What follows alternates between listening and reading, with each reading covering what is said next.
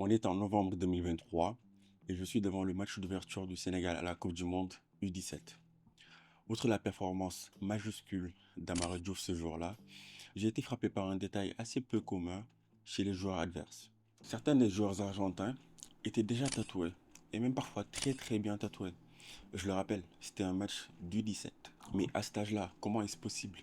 Est-ce que c'est juste une mode passagère chez des jeunes footballeurs en manque de style, ou est-ce qu'il y a un secret culturel beaucoup plus profond caché sous la peau des jeunes joueurs argentins?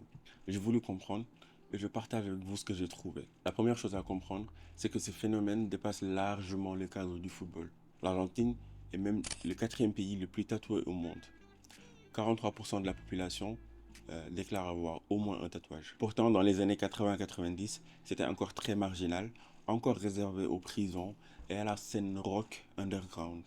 Le grand virage a eu lieu dans les années 2000, où des grandes personnalités de la télé ou de la culture pop ont commencé à s'afficher ultra tatouées, ce qui a contribué à démocratiser le truc dans toutes les classes sociales. Aujourd'hui, contrairement à d'autres pays d'Amérique latine où les tatouages visibles sur le cou, sur les mains, sur les bras sont tout de suite assimilés à des gangs criminels, en Argentine, c'est un art de vivre dépolitisé, ultra populaire et socialement très bien accepté. Mais alors, comment expliquer une telle précocité chez les adolescents du football? Dans les centres de formation argentins, le tatouage fonctionne comme un véritable rite de passage vers l'âge adulte. Pour vous donner une idée de la transmission, le jeune, mais déjà très controversé Gianluca Bresciani s'est fait tatouer ses premiers motifs directement par ses aînés en sélection, les champions du monde Nicolas Otamendi et Ángel Di María. Mais les sociologues, notamment un certain Gustavo Morejo, expliquent aussi cela par un concept que certains Argentins que j'ai vus dans des forums ont appelé le flex. En gros, pour un gamin des quartiers défavorisés, se faire tatouer des zones visibles comme la gorge ou les mains dès 15 ans est un fort signal d'insoumission. C'est une façon de se dire, le football doit marcher pour moi et je n'ai pas de plan B parce qu'avec ce visage, avec ces tatouages, je ne pourrai jamais postuler pour un travail au bureau classique. C'est un engagement physique total et irréversible envers leur destin de sportif et par conséquent ça accroît leur détermination à réussir dans le football. Pour les pros, le tatouage prend une toute autre dimension. Des chercheurs ont analysé l'équipe argentine championne du monde en 2022 et ont répertorié pas moins de 226 tatouages sur 20 joueurs. Pourquoi cette accumulation? Parce que la vie d'un footballeur professionnel de haut niveau est ultra contrôlée.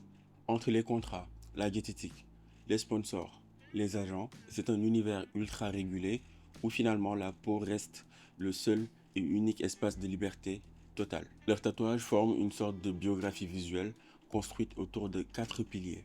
La foi religieuse, des rosaires, des visages du Christ ou de la Vierge Marie. La famille, les prénoms ou les portraits de leurs proches, essentiels pour ces jeunes qui ont été très jeunes exilés hors de l'Argentine, hors de leur pays. Leur histoire professionnelle, des dates de victoire ou de trophées, leur aspiration, des lions, des boussoles ou encore des horloges pour symboliser leur force mentale. Dans cette équipe de champions ultra ancrés, il y a quand même une exception, une anomalie, Julián Alvarez. À 25 ans, l'attaquant n'a aucun tatouage. Et lorsqu'on lui demande pourquoi, il répond avec une simplicité qui est assez touchante. Il applique juste une règle d'éducation de base que son père lui a transmis lors de son enfance à Calcine. Pas d'alcool, pas de tatouage, pas de cigarette. Comme quoi les principes familiaux peuvent résister même à la pression d'un vestiaire. Mais pour le reste du pays, la boucle de rétroaction est totale. Après la victoire au Qatar en 2022, l'Argentine a connu une véritable fièvre du tatouage. Les studios de Buenos Aires ont été pris d'assaut par des dizaines de milliers de supporters voulant graver le visage de Messi ou les 3 étoiles sur leur peau. Le football s'écrit avec les pieds, mais en Argentine, il s'imprime définitivement sous la peau. Et vous, vous en pensez quoi de cette culture du tatouage précoce? Est-ce que vous oseriez vous faire un tatouage sur le cou à 16 ans uniquement pour montrer votre détermination? Dites-le moi en commentaire, abonnez-vous et à très bientôt.